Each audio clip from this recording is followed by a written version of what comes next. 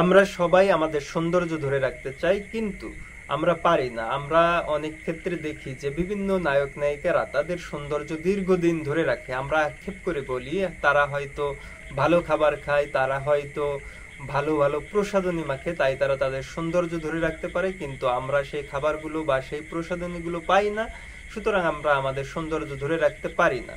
কিন্তু আপনি জানলে অবাক হবেন, কিছু অবাক করা বিষয় আছে যেইগুলো আমাদের সৌন্দর্য নষ্ট করে, আর এইগুলো না করলে আমরা আমাদের সৌন্দর্য ধরে রাখতে পারি। এইগুলা কিন্তু নায়ক নায়িকাও হওয়া লাগে না, বা কোনো খেলোয়াড়ও হওয়া লাগে না, কিছুই হওয়া লাগে না। আপনি সিম্পলি আপনার কিছু অভ্যাসের পরিবর্তন করলে আপনি আপনার সৌন্দর্য ধরে রাখতে পারবেন। এর জন্য আপনাকে খুব বেশি টাকা পয়সাও খরচ করতে হবে না, এমনকি টাকা পয়সা খরচ অতিরিক্ত করতেই হবে না, বরং আপনার খরচ আরো বাঁচবে।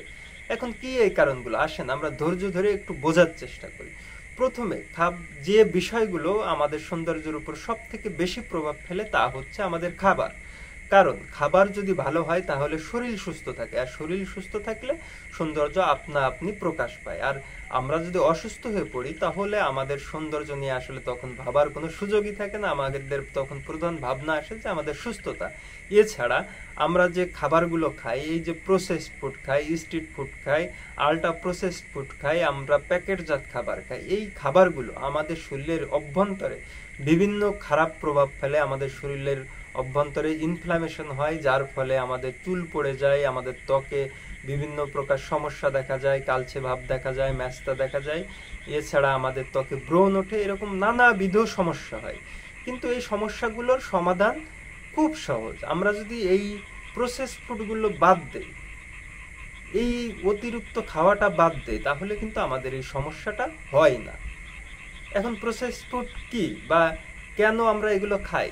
দেখেন, প্রসেস ফুড হচ্ছে যেই খাবারগুলো প্রকৃতি থেকে সংগ্রহ করে অতিমাত্রায় প্রসেসড করা হয়।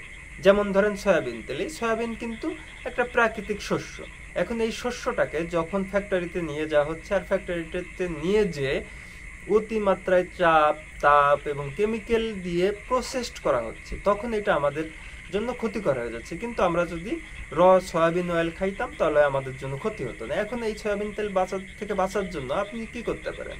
আপনি ধরেন সরিষার তেল খাইতে পারেন, যেটা কোল্ড প্রসেস বা আমাদের আঞ্চলিকভাবে ঘানিতে ভাঙ্গা বা কম প্রসেসড, সেগুলো খাইলেই কিন্তু আপনি এর সমাধান পেয়ে যায়। এছাড়া আপনি যে চিপস খাচ্ছেন, কোমল পানীয় খাচ্ছেন, এইগুলো বর্জন করেন, এই বিস্কুট খাচ্ছেন, এইগুলো বর্জন করেন। আপনি বেশি করে ফলমূল খান, বেশি করে মানে আমাদের ঘরে তৈরি খাবার খান, তাহলে কিন্তু আপনি সমাধানটা এখানে পেয়ে যাচ্ছেন। একজন নায়ক নায়িকা সেও কিন্তু এইভাবেই তার খাদ্যাভ্যাস নিয়ন্ত্রণ করে। এখন সে যদি ওই কেমিক্যাল যুক্ত প্রসেসড, আল্ট্রা প্রসেসড ফুড বেশি খাইতো, তাহলে তার সৌন্দর্য কিন্তু ধরে রাখা সম্ভব হতো না। এরপরে যে বিষয়টা, সেটা হচ্ছে প্রসাধনী। আমরা মনে করি যে নায়ক নায়িকারা হয়তো অনেক দামি প্রসাধনী ব্যবহার করে, তাই তারা তাদের সৌন্দর্য ধরে রাখতে পারে, কিন্তু আমরা এত দাম দিয়ে, এত টাকা দিয়ে প্রসাধনী কিনতে পারি না, তাই আমরা আসলে সুন্দর থাকি না।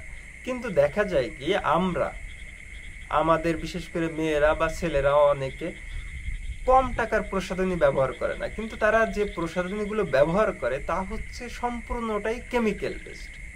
আমাদের যে বাজারে প্রসাধনীগুলো পাওয়া যায়, এইগুলো সম্পূর্ণই বিভিন্ন প্রকার কেমিক্যাল জাতীয় উপাদান দিয়ে প্রস্তুত। এমনকি আমরা যে নারকেল তেল বা বিভিন্ন প্রকার তেলগুলো ব্যবহার করি প্রাকৃতিক ভাবে, এইগুলোও কিন্তু বিভিন্ন প্রকার কেমিক্যাল উপাদান দিয়ে ভরপুর। সুতরাং আমরা এইগুলো যখন ব্যবহার করতেছি, তখন আমাদের ত্বক, চুলে দীর্ঘমেয়াদে কিন্তু ক্ষতির কারণ হয়ে দাঁড়ায়। কারণ এই কেমিক্যাল উপাদানগুলো আপাত দৃষ্টিতে বা সাময়িকভাবে আপনার ত্বককে ফর্সা করে তুলতে পারে, আপনার চুলকে সিল্কি করে তুলতে পারে, কিন্তু দীর্ঘমেয়াদে এর কোনো ভালো প্রভাব আমাদের ত্বক, চুলে কোনোভাবেই পড়ে না, আমাদের শরীরে কোনোভাবেই পড়ে না, বরং আমাদের শরীর, আমাদের ত্বক, আমাদের চুলের ব্যাপকভাবে ভয়াবহ পরিবেশ পরিস্থিতি বা ক্ষতির কারণ হয়ে দাঁড়ায়। এখন এই প্রসাধনীগুলো যদি আপনি ব্যবহার না করেন, তাহলে আপনার সৌন্দর্য ধরে রাখবেন কিভাবে, বা আপনার সৌন্দর্য চর্চা করবেন কিভাবে?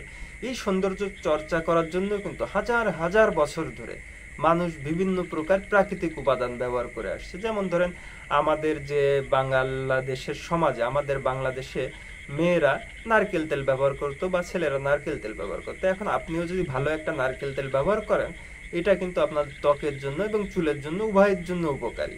এছাড়া আমাদের যে ডাল আছে, আমাদের যে বিভিন্ন প্রকার মশলা আছে, শস্য আছে, এইগুলাও কিন্তু বিভিন্ন প্রকার ফেস প্যাক, হেয়ার প্যাক হিসেবে আপনি যদি জিনিসটা সংগ্রহ করে বাড়ি প্রস্তুত করে ব্যবহার করেন, তাহলে আপনার জন্য কিন্তু উপকারী হবে।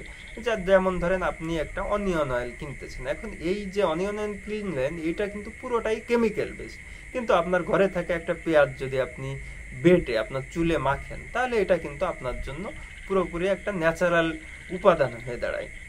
কিভাবে বিভিন্ন প্রকার যে উপাদানগুলো আছে, এগুলা যদি আপনি ব্যবহার করেন, তাহলে এগুলা আপনার জন্য ক্ষতির কারণ তো কোনো প্রকারই হবেই না, পাশাপাশি আপনার সৌন্দর্য কিছুটা ভালো করবে বা দীর্ঘস্থায়ী করবে। এই সামগ্রিক বিষয়গুলো ভেবে আপনি আমি সবাই যদি চেষ্টা করি, তাহলে দেখবেন যে আমরা আসলে অতিরিক্ত টাকা খরচ করতে হবে না, অতিরিক্ত টাকা ব্যয় করতে হবে না, বরং টাকা সাশ্রয় করে আমরা আমাদের সৌন্দর্য ধরে রাখতে পারবো। আর এই সৌন্দর্যের পাশাপাশি আমরা আমাদের সুস্থতাও ধরে রাখতে পারবো।